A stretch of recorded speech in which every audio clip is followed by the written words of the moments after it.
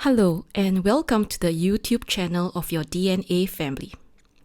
This video will show you how you can get more out of your 23andMe DNA test in 12 simple steps and increase your chances to identify the common ancestor from whom you and your DNA cousins inherited this special piece of ancestral DNA. It's also a short introduction to our app, though you can certainly use a lot of the steps also without our app. Ready? Then let's get started. 1. If you do have a family tree, load it via Getcom or ancestral format. Family trees and DNA are your two main sources of information. Surely you can use only one of them, but you won't get very far. We offer 3 different ways how you can get family tree information into our app: by importing a Getcom or ancestral file, or by manually editing any family tree. Just click on the family tree to-do card, and we will guide you through the process. Number 2, load your Ancestry composition, predicted ethnicity data. 23andMe offers not only an overview of your predicted ethnicity, they also offer the same granular information for pieces of your inherited DNA. So, in step 2, you can load this information via a simple click on the to-do card. It will then be displayed for every triangulated group and is an aggregation of every DNA cousin who uploaded his ethnicity data. 3. Load the matching segments you share with close and distant relatives. Like in the previous steps, with a simple click, we are loading your DNA matches into our app. For those that have more than 1,000 matching segments, we are starting with the closest matches first, so as not to overwhelm you. Every week, you will get a reminder to check for new matches. Again, all this happens automatically with a simple click. We will then identify which of your matches are at an overlapping position on a chromosome and neatly sort them into possible triangulation cards for you to explore further. 4. Click on possible triangulation cards until your first triangulated group is built automatically. Not all your matches are your DNA cousins in recent time, but don't worry, we will automatically identify your DNA cousins through triangulation. All you have to do is click the possible triangulation card, and we will execute the comparisons for you on 23andMe website. Think of it like a butler service, just one with 8 arms instead of 2, so it will be very fast. 5. Click on the new TG card to see all the information we collected about your common ancestor. After clicking a couple of possible triangulations cards, you should get your first triangulated group.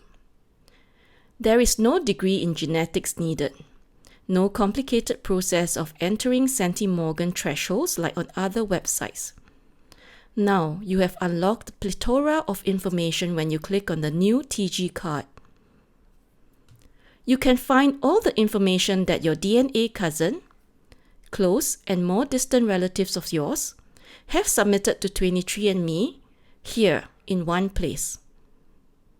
All of you have inherited an ancestral DNA segment from a common ancestor, and you will mostly work with the various menus here to increase your chances to identify him or her dramatically. 6. Identify hints from automatic surname matches and locations of your ancestors. One of the most powerful hints are surname matches. That means when 2 or more DNA cousins in a single triangulated group are researching the same surname, the visualization you see here was automatically created. We do believe that what can be done automatically should be done so by our app. This gives you more time to analyze the information and work with your DNA cousins on solving genealogical puzzles. As you can see, this person over here and this person over here share the same surname Davis.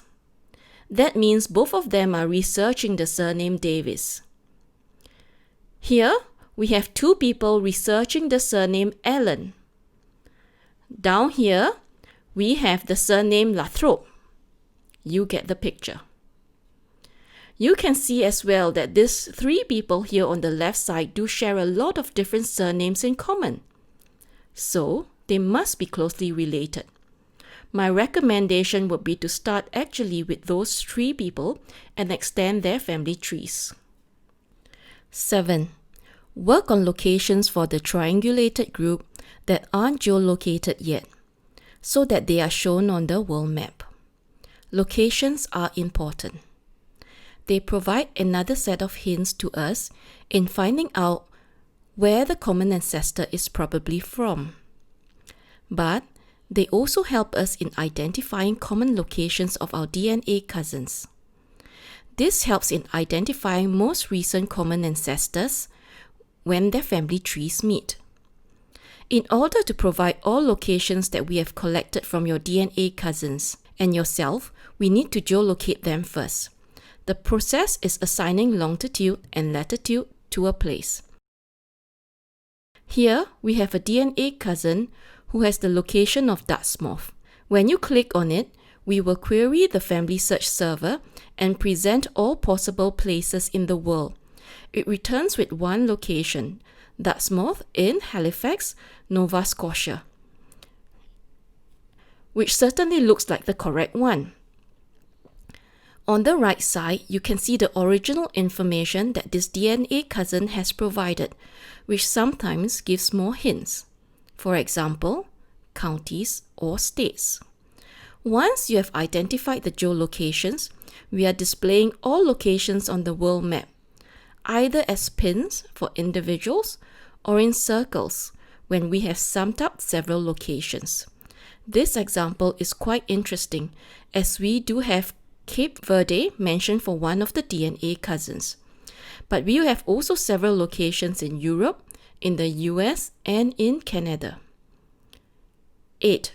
Write down all your findings in your first introductory post for this TG, as that will be shown to every DNA cousin who joins. It's very important that we collect information from all hints in one single place per triangulated group. This isn't only for us, but for all DNA cousins now and in the future that are also part of this triangulated group. For this reason, we should write an introductory post like in this example about a common ancestor of mine that is actually identified. I've listed the locations the ancestor is from, together with Wikipedia links so that others can look up where these locations are exactly. I have also added a section about the most recent common ancestor that we have identified so far. This is a couple that was born around 1670 in this small German town. Lastly, as additional information, I added a link to an article highlighting that one of the descendants founded the city of Johnsburg in McHenry County in the US. You can always edit this sticky note as you find out more about the common ancestor via the Edit button here. 9. Reach out to every confirmed relative DNA cousin and ask them for their grandparents' names and locations to find where your family's trees intersect. It's very important that we reach out to every DNA cousin and ask them for information that they are willing to share with us. Ask them for their grandparents' name, locations, and dates for births, marriage, and death. Focusing on the grandparents or great-grandparents usually brings us back to the 1940 census in the US, and also far enough back to not violate data privacy laws of living people. Here, on the left side, you see a list of all DNA cousins within one of my triangulated groups, and the names are blurred out due to data privacy concerns. Once you select one cousin, all the information given by the cousin is displayed automatically. Again, no need to enter this. It's all automatically stored in your data. Here we can see the maternal haplogroup only, as it is a female, and that there is at least 3 of the 4 grandparents were born in the US, and also that the person is of Ashkenazi Jewish descent. 10. Invite those that respond as guests to work together with them on identifying how all of you are related. For those people that replied to your message on the 23andMe messaging system, you should go ahead and invite them via a guest account, which is for free for our app. Guests can only see the triangulated groups they are invited for and are limited to working with you and the other DNA cousins on how you are all related to each other. The invitation is done very easily. You click on Cousins and then select one of the cousins that you want to invite, and then click on this orange button, Send Invitation, over here. This is only one thing to keep in mind.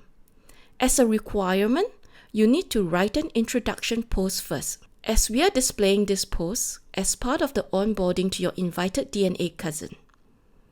This will hopefully increase the chances that they do see value in joining and working with you. 11.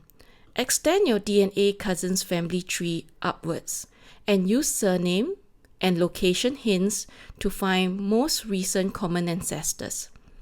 As we mentioned earlier, it's very important to connect family trees, not only yours, but also that of your DNA cousins in the triangulated group.